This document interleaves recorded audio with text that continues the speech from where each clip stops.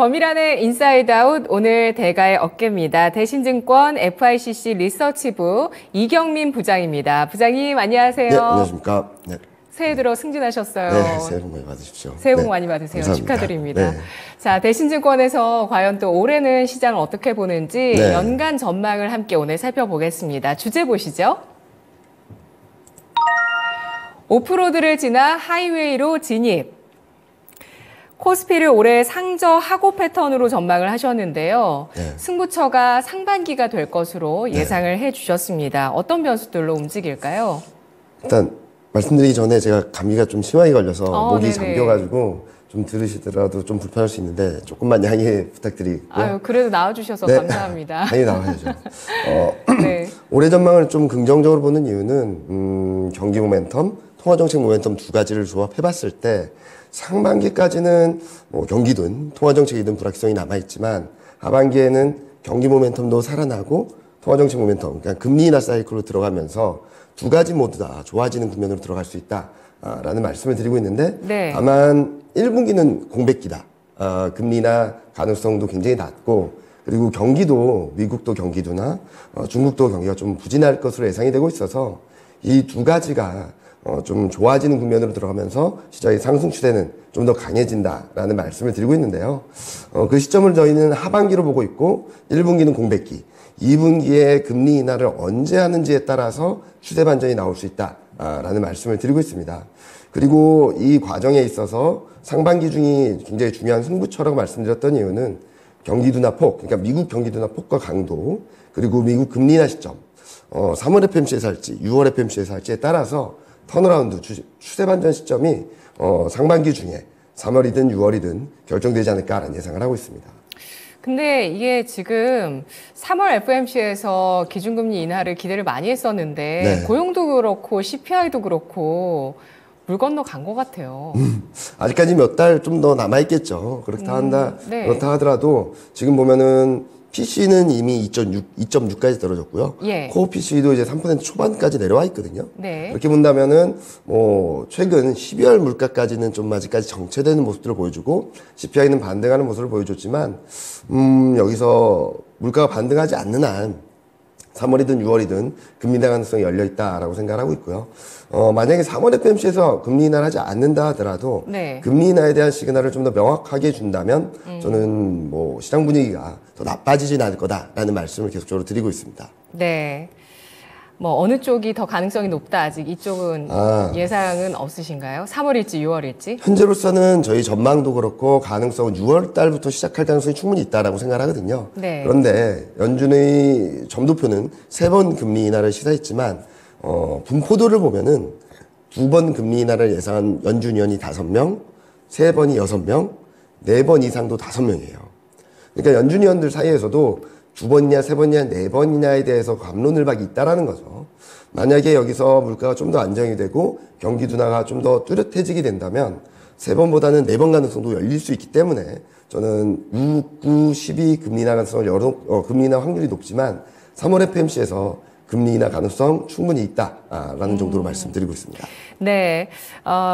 아직은 이 경기 모멘텀이라든지 통화 정책에 대해서 논란이 있는 시기인 만큼 1분기는 이런 좀 왈가왈부하는 시기들이 되겠지만 본격적으로 경기와 또 금리 정책이 방향을 잡게 된다면 네. 주식시장은 하이웨이로 하이웨이로 진입을 하는 구간이 될 수 있다라고 보시는 건데요. 네.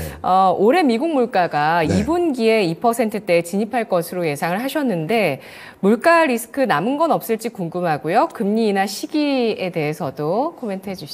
일단은 12월 FMC에서 제시한 전망치를 보면은 23년 PC 물가를 2.8로 제시했거든요. 그러니까 2%로 들어갔다. 그리고 코어 PC도 3.7에서 3.2로 하향 조정했죠. 3.2라고 한다면은 빠르면은 1분기, 2분기 물가 2%로 갈 수 있다라는 얘기를 하는 거라고 생각합니다.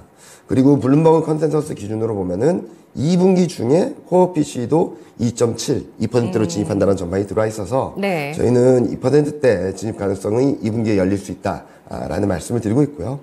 유가 등락에 따른 물가가 좀 범피한 흐름들은 있을 수 있다고 생각합니다. 왜냐면 이번 CPI처럼 좀 반등이 나올 수도 있고 코어 PC 물가 둔화 속도를 좀 제어할 수도 있겠죠. 그렇지만 어제 발표된 12월 CPI를 보면은 주거비 하락은 계속되고 있거든요.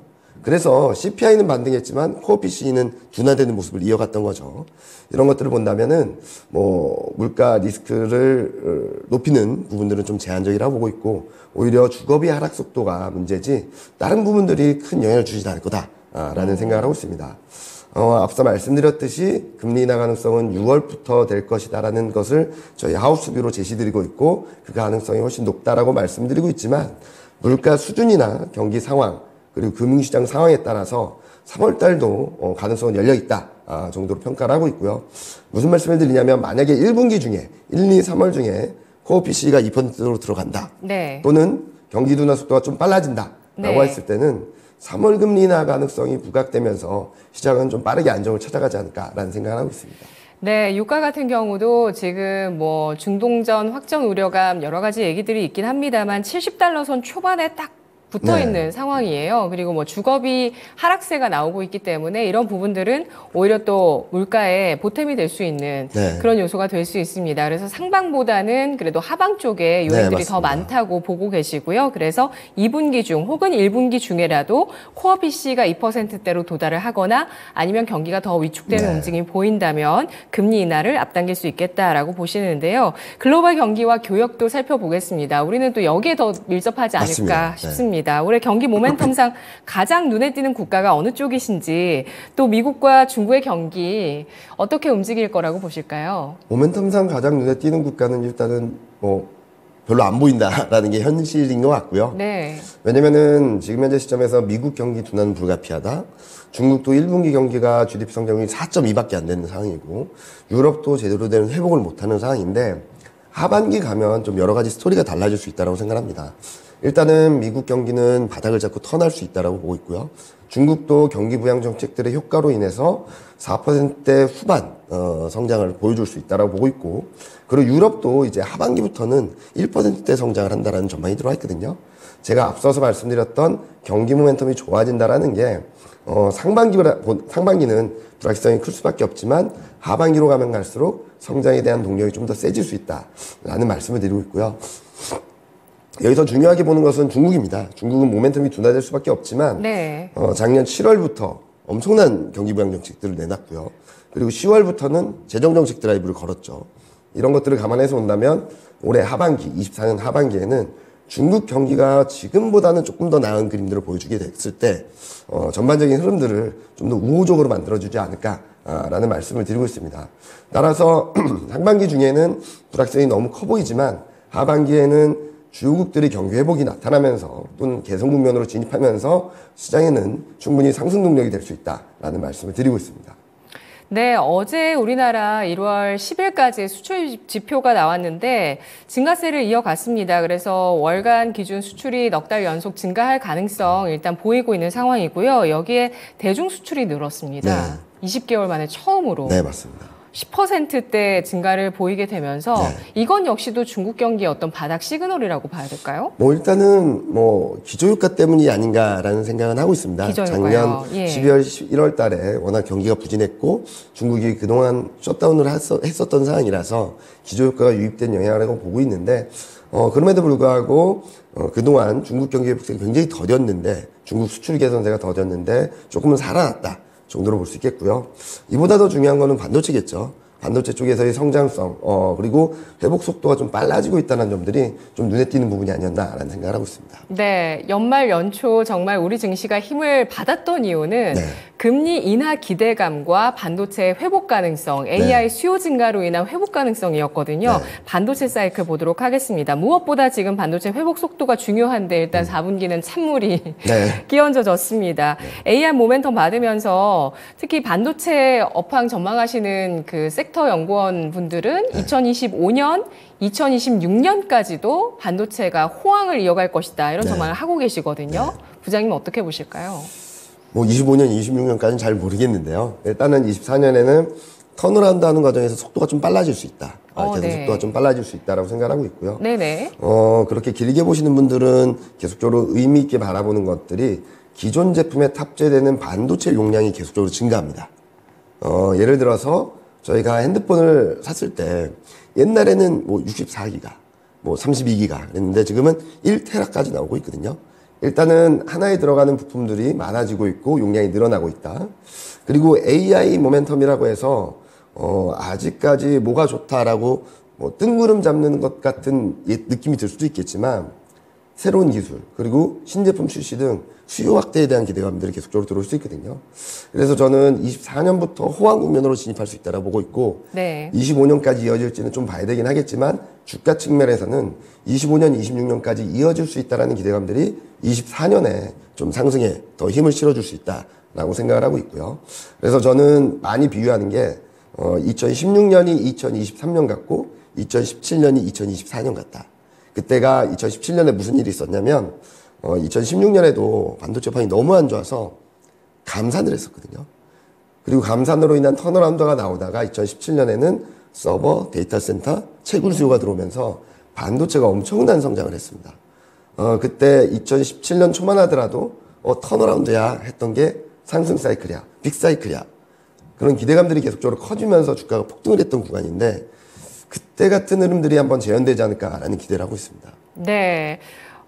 진짜 부장님 요즘 AI 스마트폰 17일에 뭐 갤럭시에서 삼성에서 나온다고 네. 하지만 AI 스마트폰이나 AI 노트북 나오면 그거 산 사람과 안 산 사람이 그쵸. 어느 순간에 격차를 확 보이는 네. 그 시점이 있을 것 같더라고요. 그래서 그런 새로운 제품들, 새로운 기술들이 반입되고 평가되고 그리고 시장에 투입되면서 네. 또 다른 거에 대한 기대감을 갖게 되는 거거든요. 그런 기대감들이 증폭되는 구간, 특히 실적이 뒷받침되지 않는 상황에서 기대감만 있다면 좀 불안하겠지만 일단은 올해 이익 증가의 60%가 반도체니까 실적도 올라오고 그런 성장 스토리가 만들어지면서 아마 24년에는 반도체를 한번 꼭 들고 가야 되지 않을까라는 말씀 드리고 있습니다. 네. 올 한 해 실적 추이도 살펴봐야 되겠습니다. 올 한 해 실적에 대한 기대치를 높일 수 있는 그 부분에 큰 비중이 반도체였거든요. 네, 맞습니다. 근데 이번에 이렇게 어닝 쇼크 어쨌든 네. 4분기에 나오게 되면서 대신증권에서도 오늘 아침에 네. 이익 전망치 상향이 좀 네, 주춤해지면 맞습니다. 변동성이 나올 수 있다 이렇게 네. 보셨어요? 네. 네. 일단은 조금은 아쉽긴 하죠. 4분기 실적이 좋았으면 좋았겠는데 실적 쇼크, 그러니까 전망치 하단에 근접한 숫자가 나오면서 일단은 쇼크라고 보는 게 맞다라고 생각을 하지만 이게 시작이냐? 그러니까 쇼크가 계속될 거냐? 그렇진 않다라고 생각합니다. 네. 일회성 비용이나 뭐 그런 것들도 반영되었을 거고 여러 가지 4분기 실적이라는 특징이 남아있다라고 보고 있겠죠. 그렇게 봤을 때는 1분기부터는 조금 더 나은 그림들을 보여줄 수 있다라고 생각을 하고 있고요. 이런 것들을 감안해서 본다면 저는 일단은 실적 기대에 대한 눈높이가 낮아지는 것들에 대해서는 단기적인 불안감들, 단기적으로 실적에 대한 부담들을 좀 가중시킬 수는 있겠지만 이런 톤다운, 기대치를 낮춘 데 따른 또 다른 반작용, 눈높이가 낮아진 만큼 다음번에 조금이라도 좋은 그림들에 좀 더 반응을 할 수 있거든요. 그런 그림들이 만들어지는 것이 아닌가라는 생각을 하고 있어서 이번 반도체 실적 쇼크가 뭐 지속된다라기보다는 눈높이를 낮춘 데 따른 새로운 출발점을 만들어주고 있다라고 생각을 하고 있고요. 네. 그리고 24년 실적, 25년 실적을 보면은 반도체와 더불어서 실적 모멘텀이 강한 게 2차 전지랑 조선입니다. 네. 이쪽에서도 실적이 어떻게 나오는지 좀 체크해 보시면 좋을 것 같고, 그리고 최근 들어서 좀 바짝바짝 이렇게 이익 모멘텀이 좀 올라와 주는 게 제약바이오하고 인터넷이거든요. 이 업종들도 실적 컨센이 어떻게 움직이는지를 좀 체크해 보신다면 아마 24년 실적이 더 나빠진다, 더 좋아진다. 지금은 4분기 실적 시즌 동안에는 더 나빠지는 거 아니야? 라는 걱정을 하겠지만 1분기 실적 시즌이 다시금 다 가까우면은 이제부터는 턴어라운드 한다라는 기대감들이 좀 세지지 않을까라는 생각을 하고 있습니다. 네. 반도체, 너무 양치기 소년 아니냐, 이런 말씀도 하셨는데요. 근데 네. 진짜 그동안은 삼성전자가 실적 발표를 하고 안 좋으면 오히려 주가가 오르는 네. 현상이 나타났습니다. 근데 네. 이번에는 또 반대로 실적이 안 좋은데 하락하는 현상이 네. 나타났어요. 이게 결국에는 저도 드는 생각은 주식시장이 또 언제나 약간 페이크가 있잖아요. 네, 네. 이게 페이크인가라고 생각을 했는데 아주 품위 있게 고쳐주셨어요. 네, 페이크라기보다는 기대 실적 기대를 낮추는 하나의 네. 새로운 출발점이다. 네, 새로운 출발점을 만들어준다고 생각하고 예. 있고요. 뭐 그동안에는 실적이 나빠도 왜 올라갔는데 왜 이번엔 빠졌냐. 예. 주가가 많이 올라와 있었어요. 8만 원대 근접해 있었고 네. 그렇기 때문에 좀 과한 흐름들이 나온 데 따른 되돌림 과정에서 실적 쇼크가 가세하다 보니까 좀 낙폭이 커졌다 정도로 보여주시면 될 것 같고요. 지금 가격대에서 더 빠지기보다는 지금 가격대에서 바닥을 잡으면서 저는 또 다른 출발을 준비하는 그런 과정이 있지 않을까라는 예상을 하고 있습니다. 네, 올 한 해 우리나라 기업들의 이익 가운데서 주목할 섹터는 반도체, 조선, 2차 전지 이렇게 꼽아주셨습니다. 지정학적 리스크 보겠습니다. 전쟁이 계속되고 있는데요. 러시아, 우크라이나, 이스라엘, 하마스. 이스라엘은 또 하마스의 그 핵심 인물을 공격하기 위해서 또 옆 나라 수도까지 공격을 하게 돼서 뭐 레바논이라든지 이란까지도 지금 조금씩 그 털끝을 건드리고 있어서 이게 어떻게 될 것인가 주목이 되고 있고요. 여기에 중국과 대만, 미중 갈등까지 올해 증시에 미칠 영향력 어떨까요? 지정학적 리스크가 너무 많죠. 네. 너무 많은데, 자, 이렇게 한번 생각을 해보겠습니다. 이 지정학적 리스크가 남아있다라고 해서 악재인가? 지금 현재 상황이 유지된다고 했을 때 시장이 더 빠질까요? 그렇지는 않다라고 생각합니다. 무슨 말씀을 드리냐면, 지정학적 리스크가 시장에 미치는 영향력은 좀 제한적이라고 생각하고 있고요. 단기 교란 요인, 등락 변수 정도로 생각합니다. 이미 알고 있는 악재는 악재가 아니다라는 말이 있죠. 현재 상황 유지 시 중립 변수로 보는 게 맞다라고 생각합니다. 네. 단적인 예로 우크라이나 러시아 전쟁 아직까지 하고 있지 않습니까? 근데 이게 현재 상황이라고, 현재 진행형이라고 해서 시장을 막 밀어내지는 않잖아요. 더 나빠져야지 악재고, 더 악화돼야지 악재라는 거죠. 그리고 또 다른 측면에서 본다면은 조금이라도 완화되면은 좀 호재로도 반영이 될 수 있는 부분이라서 저는 지금 지정학적 리스크가 악재다라고 평가하기보다는 중립 변수로 놓고 상황이 더 나빠지면 악재로서의 영향력이 커지는 거고 상황이 완화되면 증시 업사이드를 높여주는 그런 변수로 보시는 게 맞지 않을까라는 생각을 합니다. 이런 와중에 러시아 우크라이나 전쟁, 이스라엘 하마스 전쟁은 전쟁 양상이다 보니까 예측하기 어려운 것은 맞는데 중국과 대만, 미중 갈등은 지난번에 있었던 미중 정상회담을 계기로 더 악화되기보다는 현상 유지 정도로 생각하는 게 맞지 않을까라는 생각을 하고 있어요. 특히 11월 달에는 미국 대선이 있는 상황에서 미중 갈등 그리고 중국과 대만 갈등이 격화될 경우에는 여러 가지 불확실성들이 더 커지는 과정이 있을 수밖에 없거든요. 네. 이런 것들을 감안했을 때 올해는 지정학적 리스크를 좀 중립 변수로 놓고 바라보시되 계속적으로 팔로우하고 체크해야 되는 부분들은 맞다라는 정도로 정리해드리겠습니다. 네, 유럽권에 있는 중동 쪽에 있는 지정학적 리스크뿐만 아니라 미중 갈등도 이번에는 미국의 대선이 있는 만큼 불확실성을 높이는 과정으로 가기보다는 좀 잠잠한 과정으로 갈 가능성이 높겠다 이렇게 판단을 해주고 계십니다. 이런 것들이 전쟁 리스크가 이렇게 좀 불거지거나 좀 높아졌을 때 특별히 유리한 정당이 있거나 그런 건 아닌가 봐요. 다 안 좋죠. 다 안 좋다고 봐야 되는 안 거군요. 좋다고 봐야 될 거고 네. 전쟁 리스크를 확대함으로써 그러니까 여기서 지정학적 리스크가 확전되면 집권당의 위험이 더 커지겠죠. 왜냐면은 생각을 해보면은 우크라이나 러시아 전쟁 이게 봉합되지도 않았는데 이스라엘 하마스 전쟁도 벌어졌습니다. 어떻게 보면은 특히 이스라엘 같은 경우는 미국이 통제권에 있다라고 생각했었던 나라인데 그게 먹히지 않았던 거죠. 이런 것들을 통제력을 잃었다라는 것들이 더 인식이 커지고 네. 중국이 대만과의 갈등 더 격화시키게 된다면 수습할 수 없는 상태로 갈 수도 있거든요. 그래서 저는 작년 연말에 미중 정상회담을 빠르게 했고 그리고 군사력에 관련돼서 그리고 외교 관련돼서 어느 정도 합의점을 찾으려는 노력을 했던 것도 이런 지정학적 리스크가 확대되는 것을 최대한 제어하려는 모습들이 아니었나라는 생각을 하고 있습니다. 중국 입장에서도 경기가 그렇게 좋지 않고 맞습니다. 부동산 문제 불거진 상황에서 더 시끄럽게 갈 여력이 없는 그런 상황에서 두 정상이 만났다라고 판단을 해주시네요. 전 세계가 선거 시즌에 올해 돌입하게 됩니다. 이 가운데서 미국 대선, 특히 이 미국 대선 자체가 업종에 미칠 영향에 대해서 주목을 하고 있는데 관전 포인트 뭐가 있을까요? 일단 앞서 말씀드렸던 지정학적 리스크랑 비슷하게 정치적 이벤트도 증시 방향성을 결정짓는 변수는 아니거든요. 단적인 예로 브렉시트 때 영국이 망한다고 하고 이제 큰일 난다라고 했는데 단기 등락은 있었지만 빠르게 제자리를 찾아갔고요. 또 한편으로는 2016년 11월 트럼프 당선되면 다 망한다라고 했습니다. 뭐 등락은 있었지만 빠르게 제자리를 찾아갔죠. 지금 말씀하신 국가들은 다 사상 최고치 부근까지 다 지금 갔고 우리는 너무 아쉽습니다. 아쉬운 부분들은 많긴 한데 제가 여기서 드리고 싶은 말씀은 정치적 이벤트가 뭐 결과에 따라서 이해득실이 있을 거고 정책이 어떻게 나오냐에 따라서 거기에 따른 방향성이 조금 영향을 받긴 하겠지만 정책 결과 그러니까 정치 이벤트 자체가 시장을 좌지우지하지 않는다라는 거예요.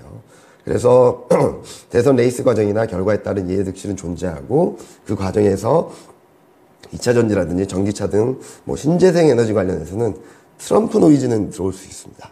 뭐 법안을 폐기한다 뭐 그러기는 쉽지 않겠지만 발언을 통해서 뭐 몇 달 전에는 미국 내 전기차를 다 없애겠다라고 했던 분이거든요. 그런 발언을 통해서 노이즈 효과는 있을 거다. 그러니까 정치 이벤트가 시장에 어마어마한 영향을 준다기보다는 발언과 레이스 과정에서 격화되는 정책 대결로 인해서 노이즈 정도로 보시면 좋겠는데 좀 타겟팅이 되는 거는 2차 전지, 전기차, 신재생 에너지 관련된 정책들이 아닐까라는 생각을 하고 있어서 이들 업종에 대해서는 조금 등락은 좀 클 수 있다 정도로 말씀드리고 있습니다. 네, 하지만 그 역시 노이즈가 될 것이다라고 전망을 해주셨습니다. 연준의 피벗 기대감으로 올해 코스피의 상단을 3,000포인트까지 열어두셨습니다. 사실 12월 FOMC에서 이렇게 피벗 기대감을 높이는 파월 의장의 발언이 나올 거라 기대는 안 했었는데 파월 연준 의장이 그렇게 일단 제시를 하게 되면서 피벗 기대감 엄청나게 높아졌고 그게 나오자마자 대신증권에서 새 코스피가 3,000포인트까지도 가능할 수 있다 이렇게 보셨는데 구체적인 예상 밴드 알아볼까요? 가능할 수 있다라고 말씀드렸지 아직까지 예상 밴드를 정확히 제시드리진 않았거든요. 그래서 그게 궁금합니다. 아직까지 저희 공식 자료 나오지 않아서 예상 밴드를 정확히 말씀드리기 어렵겠지만 일단은 저희가 기존 코스피 밴드를 2,350에서 2,850으로 제시드렸었어요. 근데 이 기준은 9월, 12월 두 번 금리 인하를 기준으로 했던 거고 12월 FMC를 지나면서 6, 9, 12가 된 거죠. 그래서 저희는 저점 통과 시점을 원래는 6월 달에서 3월 달 그러니까 3월 FMC 전후로 앞당겼고요. 하단도 한 2,500선 전후, 많이 빠져야 2,450선, 그리고 상단은 3,000 이상으로 좀 열어놓을 수 있겠다라는 말씀을 드리고 있죠. 이 또한 가변적인 게 3월 달에 금리 인하를 할지 6월 달에 금리 인하를 할지에 따라서 조금은 가변적이겠죠. 저희는 6, 9, 12 세 번 금리 인하를 열어놓고 3,000 이상을 말씀드리고 있는데 만약에 3월 달에 금리 인하를 단행하게 된다면 그 상단은 좀 더 높아진다 정도로 보시면 될 것 같아요.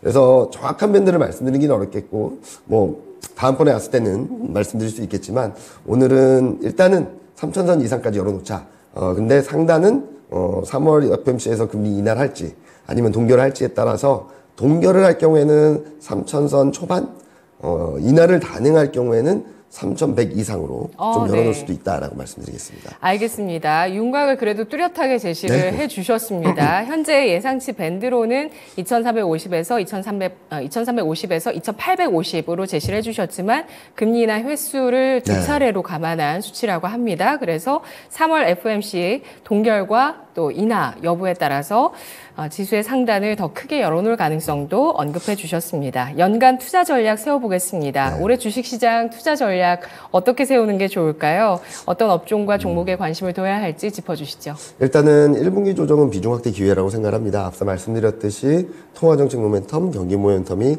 하반기로 가면 갈수록 더 좋아지는 구간이고요. 그리고 통화정책 모멘텀은 1분기 말, 2분기 말 둘 중에 하나가 전환점이 될 수 있어서 저희는 1분기 조정은 있을 수밖에 없는데 이는 비중 확대 기회라고 생각하고 있고요.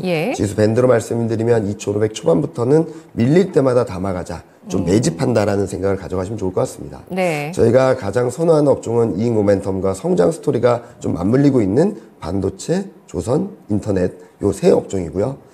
이 세 업종은 1분기 조정 때 충분히 담아 놓으시면 아마 올해 수익을 좀 크게 보실 수 있다고 생각하고 있고 2차 전지, 제약바이오, 자동차 같은 경우는 금리 인하 시점에 따라 매수 타임을 좀 조절할 필요는 있습니다. 그래서 최선 업종으로는 반도체, 조선, 인터넷 그리고 1분기 조정 이후 금리나 시점에 따라서 2차전지, 제약바이오, 자동차는 조금 더 천천히 담아도 되겠다라는 정도로 요약해드리겠습니다. 네, 코스피 밴드 올해 저점을 2,350으로 보셨지만 1분기 내에 2,500선을 이탈하는 혹은 그 내외선을 테스트를 하는 움직임이 나온다면 비중을 확대하는 시기로 활용을 하면서 매집을 해두신다면 올해 수익을 볼 수 있을 만한 섹터 우선 탑티어로 이익을 보고 있습니다. 반도체와 조선, 인터넷 꼽아주셨고요. 그리고 금리 인하 시점에 따라서 금리 스토리에 영향을 크게 받는 2차전지, 제약바이오, 자동차는 금리 인하 시점에 따라서 매수 타이밍을 잘 조절하는 전략이 필요하겠다라는 점 강조를 해주셨네요. 부장님, 오늘 분석도 잘 들었습니다. 네, 감사합니다. 고맙습니다.